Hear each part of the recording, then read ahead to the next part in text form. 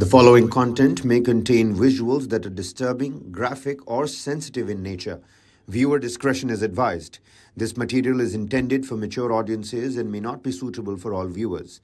Please exercise caution while watching, and if you find such content distressing, we recommend discontinuing viewing. This disclaimer is provided to ensure awareness and to prioritize viewer well-being. Hello and a very good afternoon to all News 9 viewers. I'm Neha Bhan. Let's take a look at what's making the headlines. We begin with what's been happening on the Israel-Hamas war front. Now, the war between Israel and Hamas has entered its 61st day, and let's get you the latest update from the war front. Fighting intensifies in central and southern Gaza. Israel will turn Gaza into demilitarized zone after war. That is what Netanyahu has said, adding Israel's military will maintain indefinite presence in Gaza post-war. No further negotiations on hostage releases until Israel halts offensive on Gaza. That is what Hamas has said. Biden has meanwhile urged global condemnation of sexual violence by Hamas against Israeli hostages. At least 16,248 people, including 7,112 children, have been killed in the war. Catastrophic hunger crisis is intensifying in Gaza. That is what the World Food Programme had stated. Now, IDF has issued apologies over death of Lebanese soldier in cross-border fire.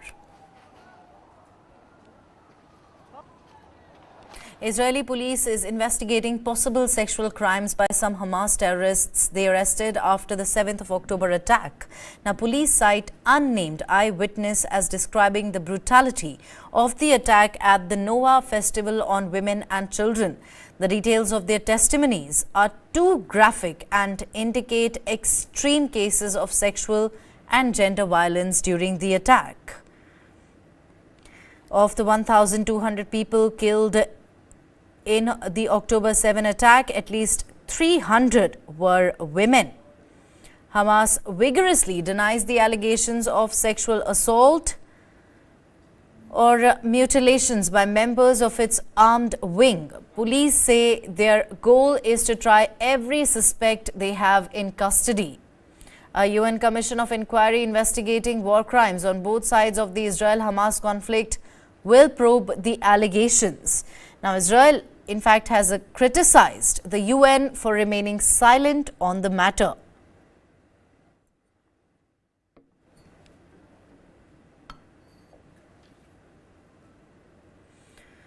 Displaced and distraught Gazans in Khan Younis were seen leaving the southern city on Tuesday, heading south to Rafah to seek shelter from Israeli attacks.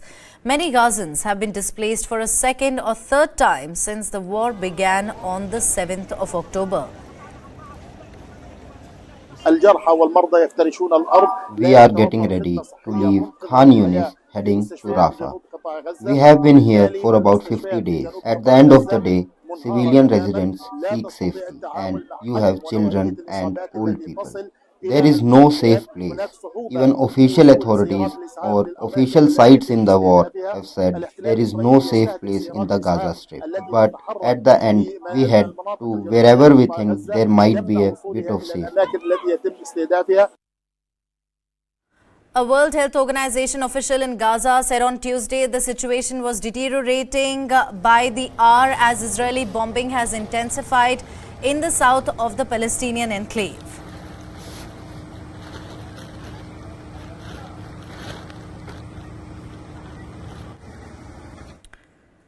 Now, Israeli forces said they have tightened the noose around southern Gaza's main city of Khan Younis in what they called the most intense day of combat in 5 weeks of ground operations against Hamas terrorists. In what appeared to be the biggest ground assault in Gaza since a truce with Hamas unraveled last week, Israel said its troops had reached the heart of Khan Younis and were also surrounding the city.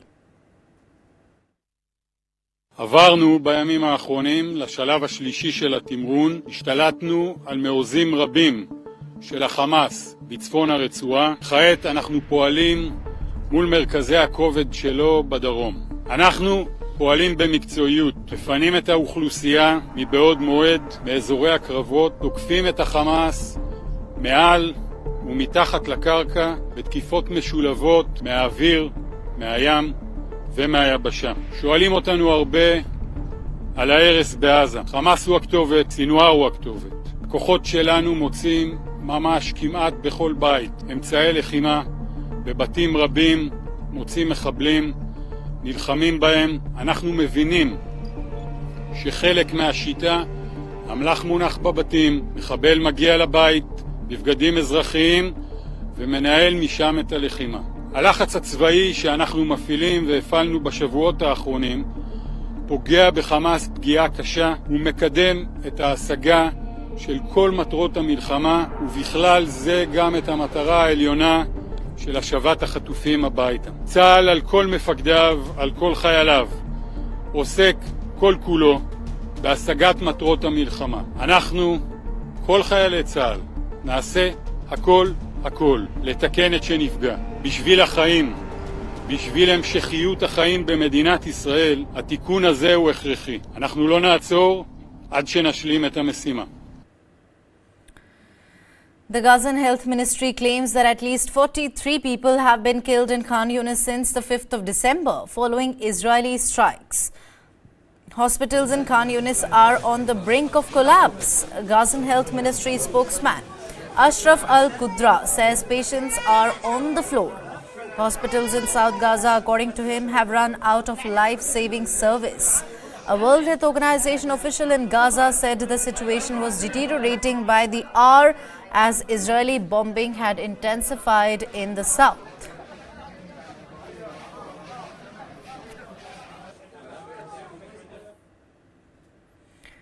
A Palestinian rocket hit a residential building in the Israeli city of Ashkelon on the 5th of December. The Israelis' ambulance service said 2 women over the age of 60 suffered minor injuries in the attack.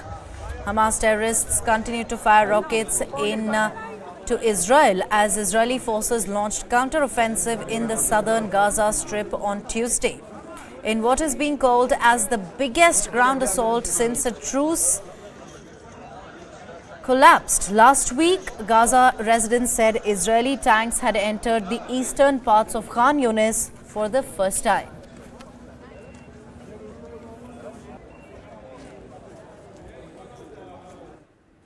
The Israeli army on Tuesday released footage showing various aerial attacks against Hamas as the Israeli forces intensified their air and ground bombardment in the Gaza Strip. The aerial footage showed airstrikes of what the Israeli army claimed was Hamas infrastructure, including a tunnel shaft and command centers. Israeli troops were also seen on the ground in the Gaza Strip.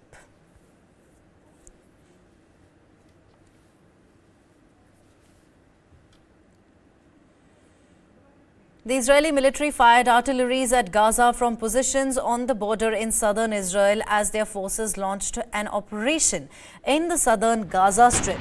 The Israelis, who seized the northern half of Gaza last month before pausing for the week-long truce, say they are now extending their ground campaign to the rest of the enclave to fulfill their objective of annihilating its Hamas rulers. In what appeared to be biggest ground assault since a truce collapsed last week, residents said Israeli tanks had entered the eastern parts of Khan Younis for the first time, crossing from the Israeli border fence and advancing west.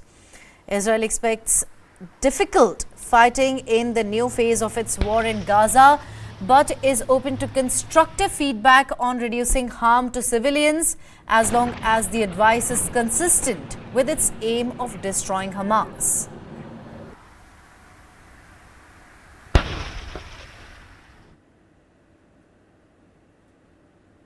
"17 Thai nationals who had been held hostage by Hamas in Gaza arrived in Bangkok.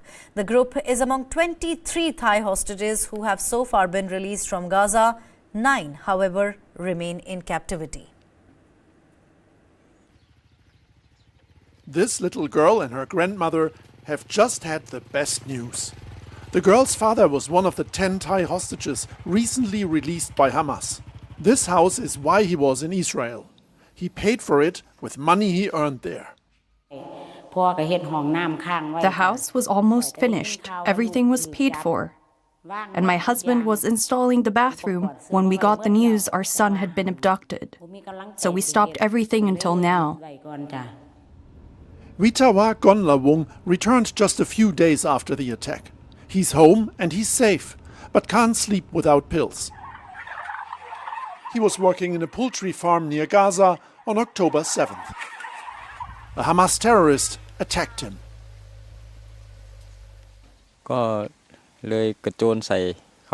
He stabbed me several times and cut me in the head.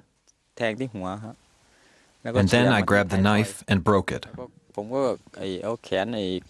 We kept fighting for a long time until I lost consciousness. Now he's recovering back on the family farm. Despite his injuries, he says working in Israel was worth the risk. He earned about €1,000 a month there, 4 times the Thai minimum wage. The pull that kind of money exerts is clear here at the Udon Thani Labor Department. Many of these people are applying to work abroad. Numbers are down a little, but are expected to pick up soon. Around 3,000 locals are still working in Israel. The salary they get abroad is so high. Even if people have higher education, many will still choose to work abroad and work on farms. This woman's eldest son was one of those working on an Israeli farm. He was killed in the Hamas attack. His younger brothers are also working abroad in Taiwan, sending money back to the family. I don't want to send any of my children abroad, but we have no choice. We're a poor farming family here, and if they want to go, I won't stop them. Despite his experience in Israel, Witawa Gonlawong is thinking about going abroad again for work. He started building a house, but has no more money and no job here. He'll likely leave again for work, but says next time he'll go somewhere else.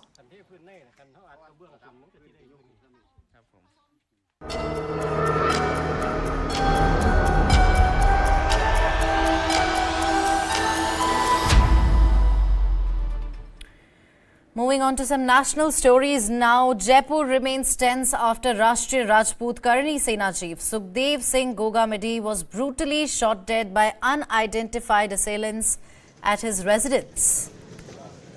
A bandh is being observed in Rajasthan over the killing. Besides Jaipur, protests also erupted in Churu, Udaipur, Alwar and Jodhpur districts. Rajput organizations have threatened statewide shutdown if prompt action is not taken. Shops have downed shutters in Ajmer and security has been heightened in Jaipur to ensure no untoward incident takes place. There, the governor of Rajasthan, Kalraj Mishra, has called in the chief secretary over the issue and has also asked for measures to be placed for security and to ensure effective investigation into the case. Congress and BJP leaders have condemned the killing and have asked for strict security measures to be put in place to ensure no untoward incident takes place. Gangster Rohit Godara has taken responsibility for the murder of Sukhdev Singh Gogamedi.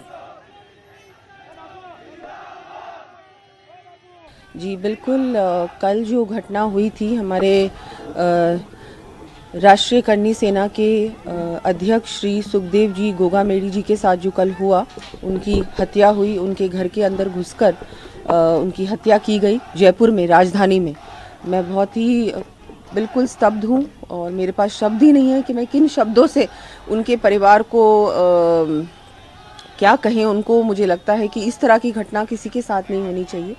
और जिस तरह से उन्होंने security मांगी भी थी सरकार से, कांग्रेस की सरकार हमारी थी और उस समय उन्होंने सिक्योरिटी मांगी, उनको सिक्योरिटी प्रोवाइड करनी चाहिए थी, रिस्पॉन्सिबिलिटी थी कांग्रेस सरकार की, जो कि नहीं की गई।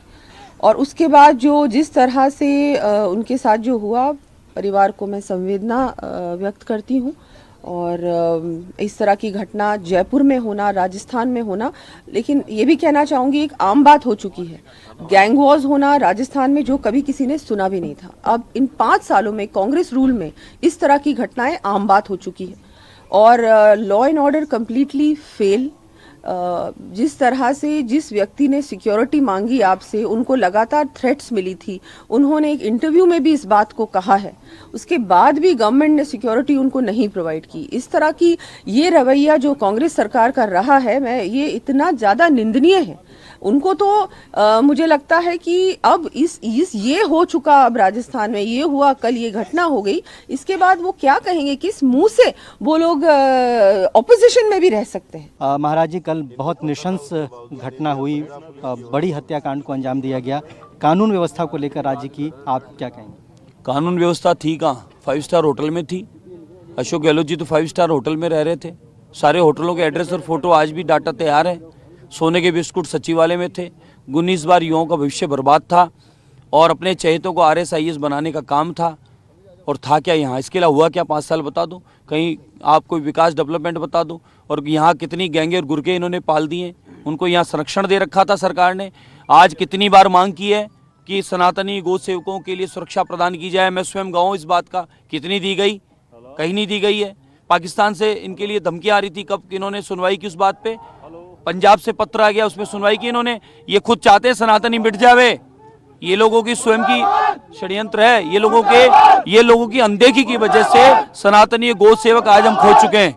तो जिम्मेदारी स्वयं गहलोत सरकार, गृह मंत्री की है। सुरक्षा को लेकर उन्होंने मांग भी की थी, 3 बार उनकी ओर से प्रशासन से मांग की गई थी। पंजाब पुलिस बता रही है, पंजाब से भी अलर्ट, पंजाब पुलिस बता रही है, हम लोग साथ में थे उनके, हमने अपना पत्र दिया है, आज भी होगा। सुरक्षा की मांग की है, वो कहाँ दे पाए? वो देना ही नहीं चाहते थे। सनातनी गौ सेवक है ना, उनके कायम भी चाहिए। संस्कृति बचाने वाला, सनातन बचाने वाला, गौ माता की सेवा उनको चाहिए ही नहीं, क्योंकि उन्हें तो सनातन से नफरत है।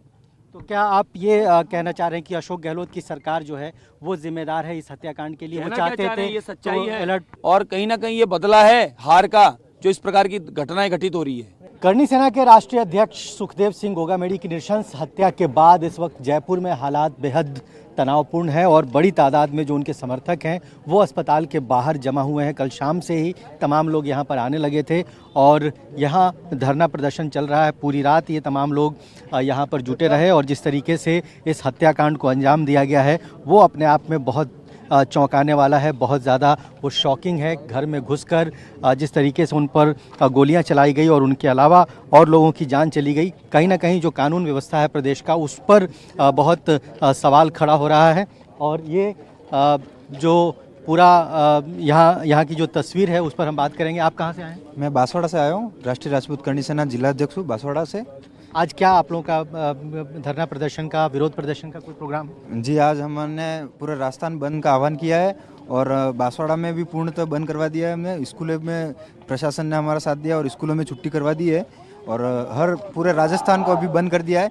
और अगर 24 घंटों के अंदर अंदर हमको न्याय नहीं मिलता है तो हम पूरे भारत में बंद का आह्वान करेंगे। किस तरह के न्याय की मांग कर रहे हैं? क्योंकि पुलिस ये जानकारी दे रही है, अभी आधिकारिक तौर पर पुष्टि नहीं हुई है, लेकिन बताया जा रहा है कि 2 जो अपराधी थे उनको गिरफ्तार कर लिया गया। देखिए, पुलिस अगर काम ही करती तो शायद ये मर्डर होता ही नहीं, क्योंकि कल रात से कहते हो रही है वो पकड़ तो फिर मीडिया में उजागर क्यों नहीं हो रहा अब तक? अगर आरोपी पकड़ लिए गए हैं तो आप उजागर क्यों नहीं कर रहे हो? अगर पुलिस काम करती तो आज क्या सुखदेव सिंह गोगाड़ी हमारे बीच से जाते? क्योंकि सुखदेव सिंह गोगाड़ी राजस्थान का नहीं, जो देश का वो चेहरा है जो सामाजिक स्तर पर रहकर सामाजिक हक के लिए काम करता है, हिंदू सम्राट के लिए काम करता है। चाहे गौ हत्या की बात हो, चाहे ब्राह्मण समाज की पुजारी की हत्याकांड की बात हो, ऐसे अनेकों समाज की। क्योंकि राजस्थान में एक चीज़ कहना चाहूँगा, मैं खुद एक ब्राह्मण समाज, शांतिप्रिय समाज से आता हूँ, लेकिन जब उस समाज के पुजारी की हत्या की जाती है, सुखदेव सिंह गोगाड़ी मामला मिलता था। दूसरी ओर मैं बात करूँ राजस्थान के अंदर, तो जब सुखदेव सिंह गोगामेडी ऐसे दबंग लीडर स्थापित होकर मर्डर कर सकते हैं, तो इस राजस्थान की राजधानी हम जैसे युवाओं का कौन क्या होगा? करनी सेना के राष्ट्रीय अध्यक्ष सुखदेव सिंह की हत्या के बाद इस वक्त जयपुर में मेट्रो अस्पताल के बाहर बहुत बड़ी तादाद में लोग जमा हुए हैं। उनके समर्थक हैं, उनके चाहने वाले हैं और तमाम डिमांड्स को लेकर यहाँ पर धरना प्रदर्शन कल शाम से ही चल रहा है। हमारे साथ सूरज सिंह जी हैं जो राष्ट्रीय महासचिव हैं।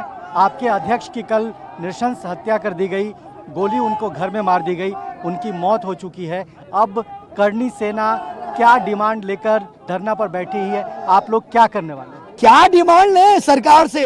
मैं कहता हूं किससे मांगे? हम अपना अधिकार मांग रहे, भीख थोड़ी मांग रहे हैं। किससे मांगे और क्या चीज मांगे? यदि इनको देना चाहिए थी तो आज से 1 साल पहले जब हमारी प्रेस कॉन्फ्रेंस होकर पाकिस्तान से धमकी मिली थी तब हमें दे देते कि भाई आप झंडा वहां पे मत ले रही है। जम्मू कश्मीर में जब झंडा ले रहा है तो पाकिस्तान से हमें धमकी मिलती है। जब हिंदुत्व की बात करते हैं तो हिंदू विरोधी हमें धमकी देते हैं। जब गौ माता की बात करते हैं तो गौ कुचड़ वाले काटने वाले हमें धमकी देते हैं। और जब हम माता बहनों की बात करते हैं तो वो गैंगस्टर हमें धमकी देते हैं। और जब हमारे इतिहास को चोरी चुपके से काट पीट के गलत दिखाते हैं और उन्हें जोरदार तमाचा मारते हैं तो वो हमें धमकी दिलाते हैं। क्या हम इसकी मांग करें? और मांग करके देख तो लिया, क्या मिला? मैं आपसे पूछना चाहता हूं, 1 साल पहले हमने मांगा था, क्या मिला? कुछ मिला? कुछ नहीं मिला, गोली मिली। फिर हमने सोचा कि भैया, हमने पूछा कि भैया क्या इंक्वायरी चल रही? तो उन्होंने कहा इंक्वायरी चल रही, आपको जो कॉल आया था वो वर्चुअल कॉल था। Who is this virtual call? क्या होता है वर्चुअल कॉल? किसकी जिम्मेदारी मान रहे हैं? चूंकि 3 बार उन्होंने सुरक्षा की मांग की और 6-7 महीने पहले पंजाब पुलिस ने भी एक अलर्ट दिया था। AK-47 की बात की गई थी कि उससे उन पर हमला किया जा सकता है। इसके बावजूद हमला हुआ, वो अब आपके बीच नहीं रहे, तो ऐसे में जिम्मेदारी किसकी है? इसकी जवाबदारी पूर्ण रूप से सरकार की, पूर्ण रूप से गहलोत सरकार के मुख्यमंत्री, गृह मंत्री और पूर्ण रूप से उस थाना अधिकारी जो उसके कार्य में आता, CSP की, ASP की, DG की, DSP की, सबकी है। यदि वो उस वक्त में यदि हमें सुरक्षा प्रोवाइड कर दे तो आज ये दिन हमारे राजपूत भाइयों को देखना नहीं पड़ता। एक राष्ट्रीय सामाजिक संगठन के राष्ट्रीय नेता की जघन्य अपराध करके, गैंगस्टर हत्या करके राजस्थान की राजधानी में स्कूटी पर बैठकर भाग जाएं, सरकार की, निवर्तमान सरकार की जर्जर कानून व्यवस्था की ओर इंगित करती है ये बात। और सुखदेव सिंह गोगामेडी ने आधा दर्जन से ज़्यादा बार पत्र लिखकर, प्रेस कॉन्फ्रेंस करके, इस बड़ी सभा करके कहा कि मुझे धमकी मिल रही है, अंतर्राष्ट्रीय कॉल आ रहे हैं, मुझे संपत नेहरा, रोहित गोदारा गैंग के लोगों द्वारा कभी भी जान से मार दिया जाएगा, परंतु कोई कार्रवाई नहीं करना और सुरक्षा मुहैया नहीं कराना। ADG, ATS और ADG, SOG की रिपोर्ट के बाद भी, पंजाब के DGP की रिपोर्ट के बावजूद भी कि इनको खतरा है, कभी भी हमला हो सकता है, बार बार आग्रह पर पुलिस की सुरक्षा नहीं देना इस बात का संकेत कर रहा है कि कहीं न कहीं कोई ना कोई षड्यंत्र हुआ है। ये सुरक्षा क्यों नहीं दी जाए, इसकी जांच होनी चाहिए और पूरा मामला NIA टेकअप करे, ताकि अंतर्राष्ट्रीय स्तर पर जब कभी भी इस प्रकार की गैंग काम करती है, उनके शूटरों को पकड़ा जाता है, पर गैंग के सरगना को, जो दूसरे देशों में बैठे हैं, दूसरे प्रदेशों में बैठे हैं, उन पर कोई कार्रवाई नहीं होती, इसलिए वो बेखौफ हैं। मेरी मांग है कि इस पूरे मामले में, चूंकि सोशल मीडिया पर रोहित गोदारा ने जिम्मेदारी ली है, तो पुलिस वहां तक पहुंचे और आवश्यक कार्रवाई करे। Following an uproar in the parliament over his controversial remarks on BJP-ruled northern states, DMK MP DNV Senthil Kumar apologized to the parliament. The parliamentarian apologized to the House over the issue and gave a statement to the Speaker. Now, his apology came after BJP MPs created a ruckus in the House, seeking an apology from the DMK leader TR Balu. Speaker sir, the statement made by me yesterday, inadvertently, if it had hurt the sentiments of the members and sections of the people, I would like to withdraw it.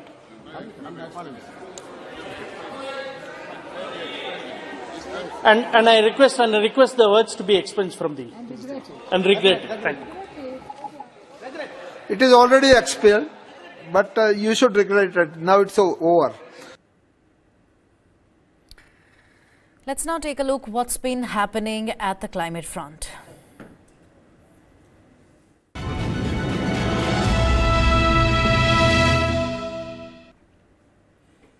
The World Meteorological Organization reported that the decade spanning 2011 to 2020 marked the warmest period ever recorded in history. Despite increased economic losses due to extreme weather and climate events during this time, it surprisingly saw the lowest number of deaths from such occurrences. According to the Decadal State of the Climate 2011-2020 report released by the WMO, the rate of climate change escalated significantly, resulting in record high temperatures. This report offers a longer-term perspective and complements the WMO's annual State of the Global Climate reports.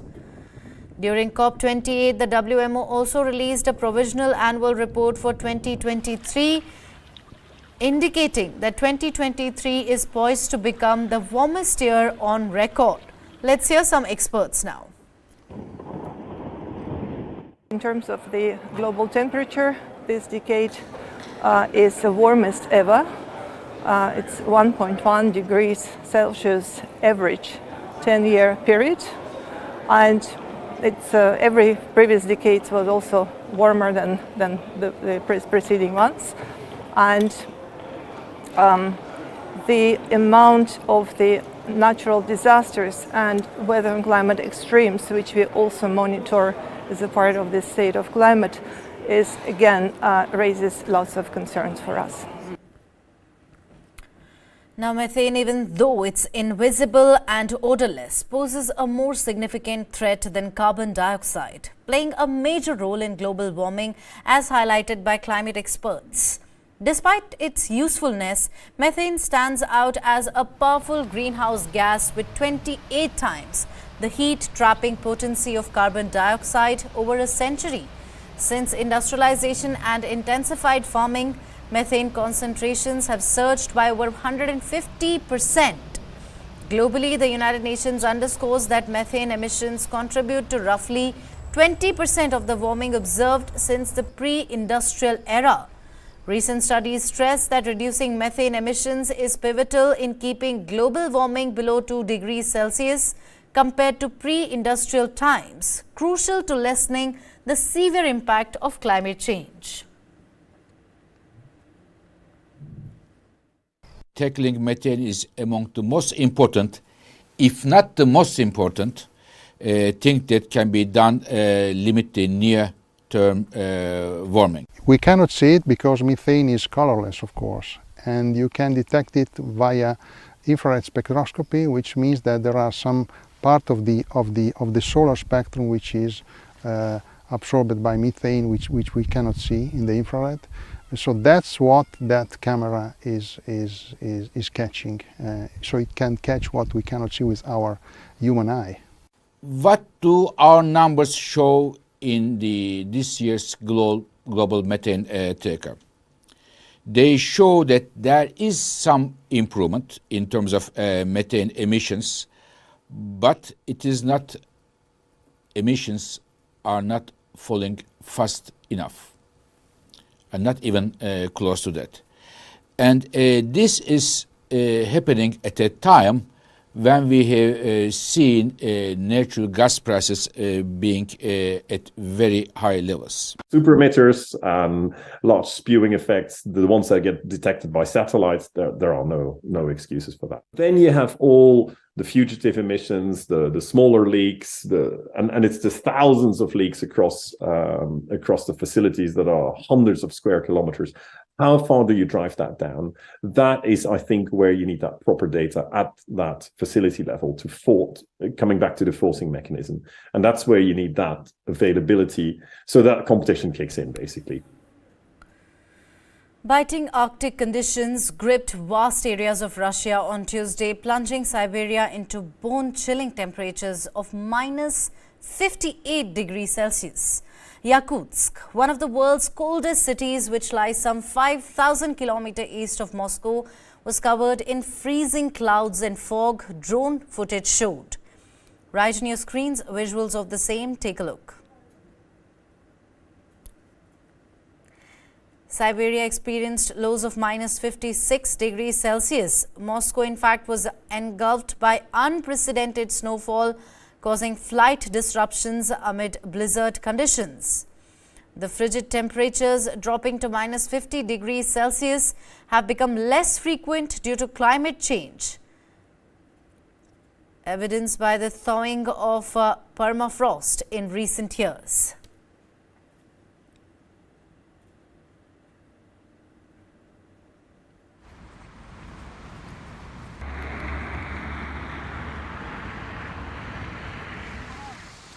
Temperature in Serbia dropped to minus 58 degrees Celsius. Yakutsk, they're one of the world's coldest cities, which lies some 5,000 kilometers east of Moscow, covered in freezing clouds and fog.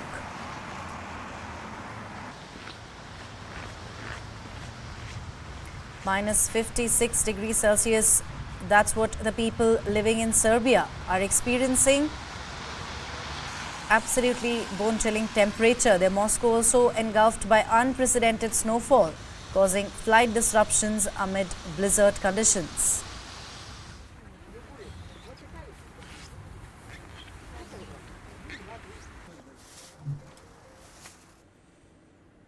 Southern Germany, including Bavaria's capital Munich, is grappling with heavy snowfall. The snowfall has disrupted services such as tram service as snow has covered the tracks. Residents in affected areas could be seen using shovels to clear paths to their garage entrances, in the Frankfurt suburb of Kelkheim.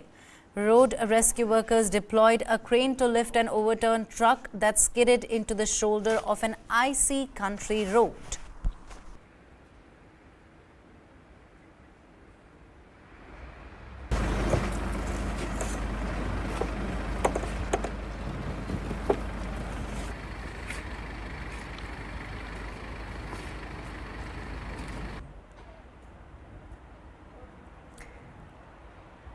Several parts of the world, they're witnessing bone-chilling temperatures.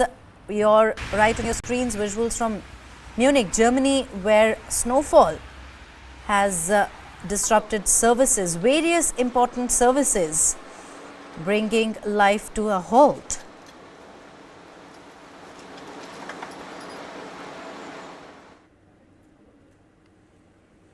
Air quality monitoring authorities say that since March, Tehran has experienced only 9 days of clean air. Due to severe air pollution across the Iranian capital, school children and certain government employees have been instructed to remain at home. The red warning for hazardous air quality extends to cities beyond Tehran, affecting communities nationwide. The governor's office has urged vulnerable groups such as children, the elderly and pregnant women to avoid outdoor activities and exercise to minimize health risks.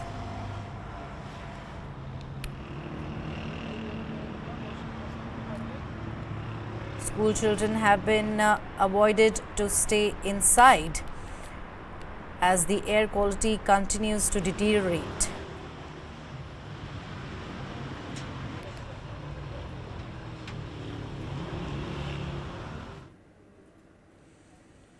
Russian President Vladimir Putin will visit Saudi Arabia and the United Arab Emirates as Moscow courts allies abroad despite being isolated over the Ukraine conflict.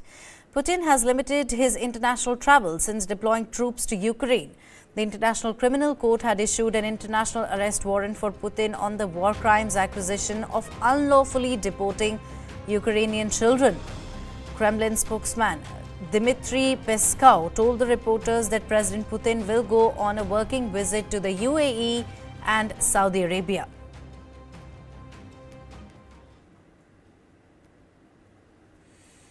Under mounting international sanctions, Russia and Iran have signed an agreement to make joint efforts to counter Western sanctions. Both nations have found themselves increasingly isolated on the global stage due to their destabilizing actions. Notably, only a handful of countries, including the states like North Korea and others, stood by Russia following the invasion of Ukraine. The United States, the European Union and other allies responded to Russia's actions with a barrage of sanctions, making Russia one of the most heavily sanctioned countries globally. Now, the impact on the Russian economy has been palpable, with the ruble experiencing a sharp decline.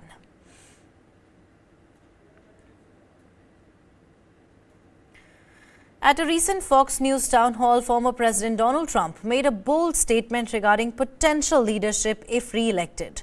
Trump assured he would not operate as a dictator, but intriguingly hinted at a firm stance, except for day one, suggesting a different approach if granted another term.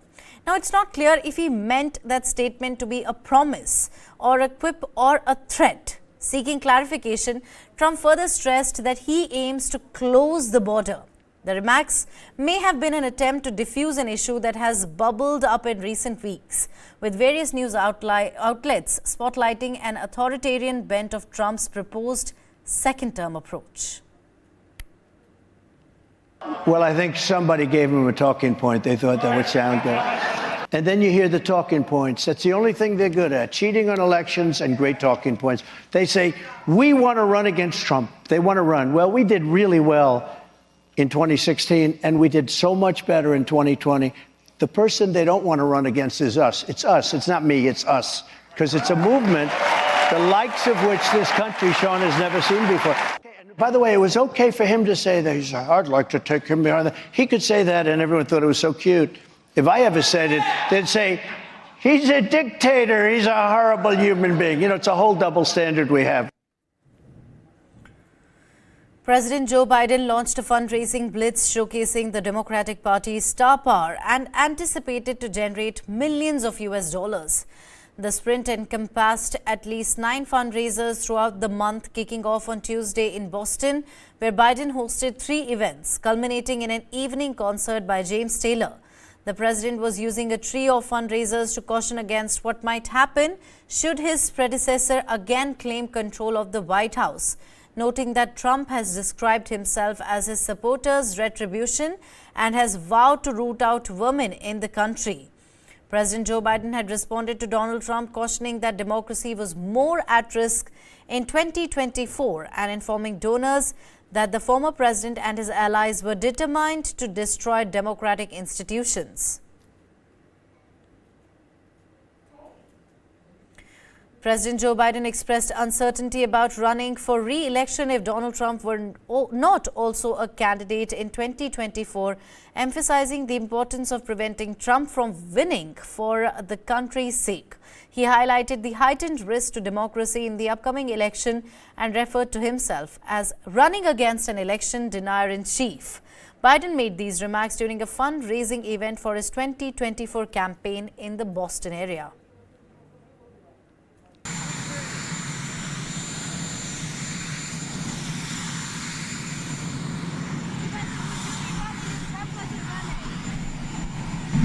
Would you be running for president if Trump wasn't running?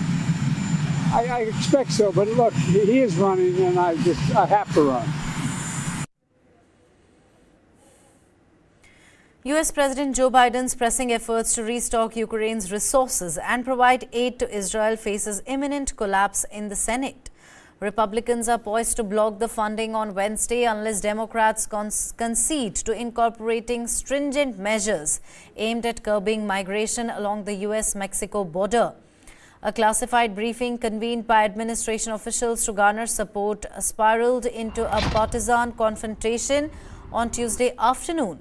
Republicans vehemently accused Democrats of disregarding their border control demands, leading to a heated exchange.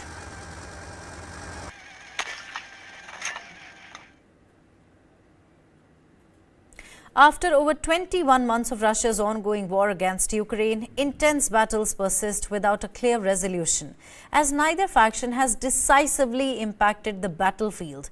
Ukrainians hoped 2023 would be the year the country drove Russian forces out of swathes of occupied land. But the front line has barely budged. More than 21 months into the biggest conflict in Europe since World War II, fierce fighting rages in Ukraine with no end in sight. Ukrainians hoped 2023 would be the year the country drove Russian forces out of swathes of occupied land. But the front line has barely budged. Reuters Ukraine chief correspondent Thomas Barmforth. The main takeaway of the year is probably that there haven't been a great deal of advances by either side during the war. The war in Ukraine has already killed or wounded hundreds of thousands of people, destroyed cities and villages, forced millions from their homes, and placed hundreds of thousands more under the Russian occupation. Kiev's much-anticipated counter-offensive has so far proved unable to punch through Russian defensive lines in the south and east. Russia controls about 17.5% of Ukrainian territory. Russian forces are back on the offensive in the east, and they've been mounting pressure on the town of Avdiivka. Many of the Ukrainian soldiers are exhausted, and many of them have been fighting out at the front for almost 2 years. Ukraine's own commander-in-chief has already described the war as at a stalemate. President Zelensky has rejected that characterization, but it really does look very hard to imagine that either side could quickly forge a breakthrough and change things very quickly on the battlefield. Ukrainians know they must secure Western military aid to carry on, and that it will be harder with the war in Gaza distracting global attention. It's clear that there is increasing fatigue in the West on the matter of providing military and other support to Ukraine. The White House has asked Congress to approve a roughly $60 billion assistance program for Ukraine that would come through next year. At the moment, it hasn't passed. Meanwhile, in Europe, a 4-year, €20 billion EU military aid proposal has also run into resistance from some bloc members. Some Ukrainians believe Russian leader Vladimir Putin will use any let-up in fighting to build further defences and regenerate the Russian army for a new assault. Russia is expected to hold an election in March that is widely expected to hand Vladimir Putin another 6 years in the Kremlin. Some observers think that he may feel his hands are more untied after that election to escalate his war effort. That could include, for instance, mobilizing more Russian men to fight in the army. He may also decide to invest even more effort into the defense industry in Russia. The strain of the war is likely to weigh on everyday Ukrainians, for many of whom war fatigue has become a fact of life. I spoke to an internally displaced person from Kherson. His name is Oleksiy. He fled his hometown of Kherson in April 2022 when it was still under occupation. He's now currently living in Kiev, and he has no plan to go back home to Kherson because he fears that it's still getting pounded by artillery, and he thinks that it's too dangerous. I think there's a lot of frustration, a lot of fatigue, and also a sense that it's going to be a long time until anything goes back to anything resembling normal. Currently, if everything stays as it is, doesn't look like Russian forces have any appetite for peace talks. The Ukrainians themselves, their official position is that they want all of their country back, every single inch of occupied territory to be returned to Ukraine, and their position is that peace talks cannot take place until Russia has left their territory. So it really does seem that neither side is ready for peace talks, and therefore it seems unlikely that the war is going to end anytime soon. Six Ukrainian children taken by Russia in the wake of Moscow's invasion are to be reunited with their families after Qatari mediation, officials from the Gulf states said. Russia has been accused of forcibly deporting thousands of Ukrainian children from schools, hospitals and orphanages in parts of the country controlled by its forces. The children aged between 8 and 15 are the second group of minors to be returned via Qatar's embassy in Moscow through a Doha-mediated deal between Russia and Ukraine, which saw 4 returned in October.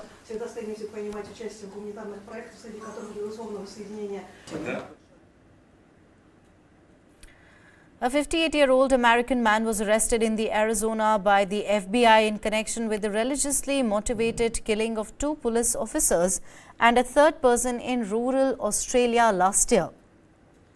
The attackers' relatives, Garrett Stacey and Nathaniel Train, engaged in an hours-long gun battle with the police before they were eventually shot dead.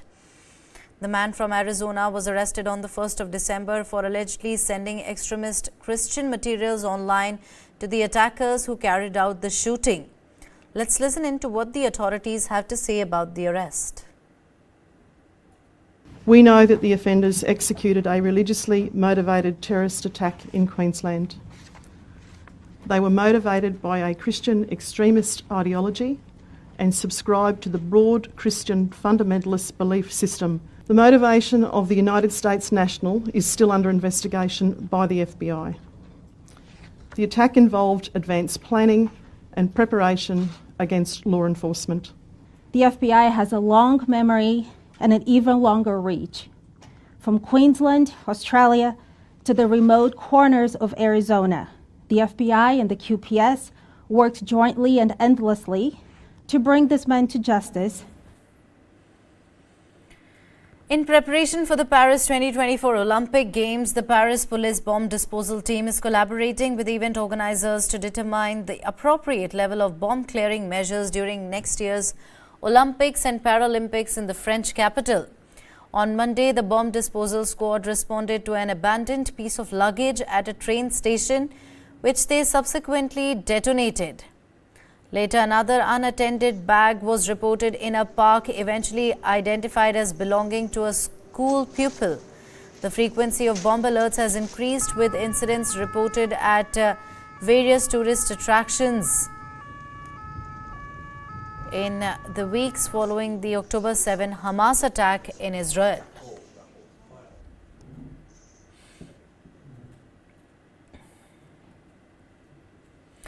Republican Senator Tommy Tuberville, known for blocking numerous military promotions, citing opposition to the Pentagon covering abortion-related travel expenses, announced a decision to release his hold on some of these promotions. Take a look. After months of blocking hundreds of U.S. military promotions in protest over the Pentagon paying for abortion-related travel costs to service members, Republican Senator Tommy Tuberville announced on Tuesday that he would lift his hold on some of them. I have the happy duty of asking unanimous consent that the Senate consider the following nominations en bloc. Shortly after Tuberville's announcement, Democratic Majority Leader Chuck Schumer took to the Senate floor to confirm hundreds of the stalled promotions. All in favor say aye. Aye. Opposed, no. The ayes appear to have it. The ayes do have it. Since there were no objections, they all went through. The reversal was welcome news to the Pentagon. Here's spokesman Brigadier General Pat Ryder. Certainly, we're encouraged by the news. We'll continue to stay engaged with Senator Tuberville and the Senate directly to urge that all the holds on all our general and flag officer nominations be lifted. In terms of the number of 4 stars, there would be at least 11 4 stars that would be impacted by those continued holds. Tuberville, a social conservative from Alabama, began blocking confirmations to senior military posts in March to protest a Pentagon policy enacted last year that provides paid leave and reimburses costs for service members who travel to get an abortion. His actions have affected over 400 officers and their families, as well as lower-level officers in the military. Pentagon leaders have said the holds have threatened national security. Anytime you add a level of uncertainty into the chain of command, it creates an unnecessary friction. It has an impact on readiness as we try to stay focused on the mission, which we are going to do.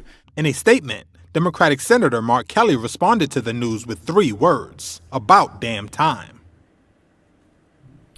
Nobel Peace Prize winner Malala Yousafzai on Tuesday likened restrictions in the Taliban has placed on women in Afghanistan through treatment of black people under apartheid. She made the statement at a lecture in South Africa organized by Nelson Mandela's Foundation.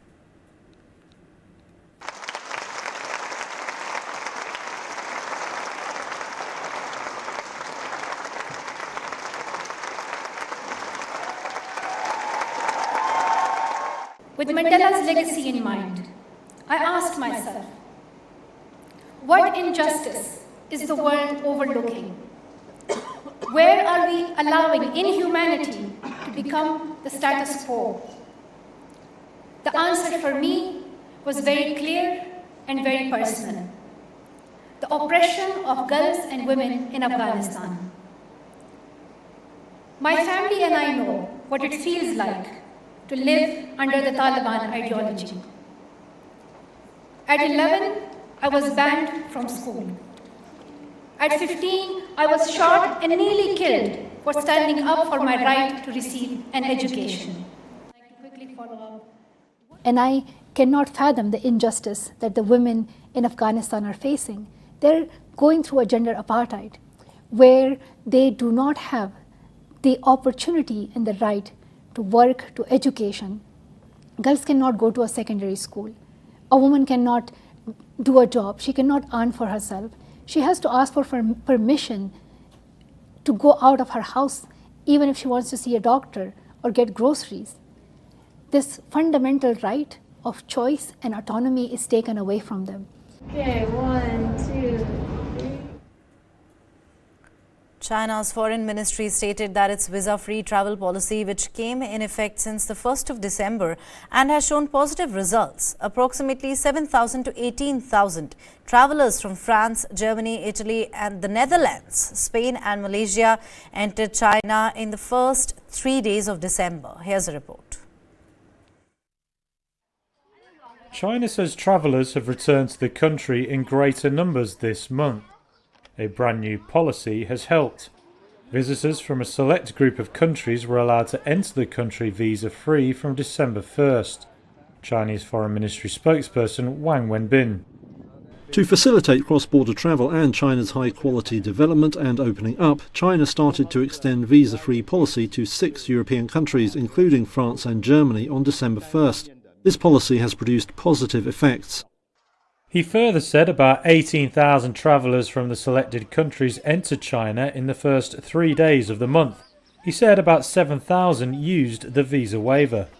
Those countries include France, Germany, Italy, the Netherlands, Spain and Malaysia. China said daily average tourist numbers from those states have risen by 39% on the first 3 days of December compared to the last day of November. Germany hopes the visa-free travel won't stop there. The country's ambassador to China expressed hope it would extend the measures to all European Union members. And with that, it's a wrap on this edition of the Bulletin. Thank you very much for watching. You have a great evening.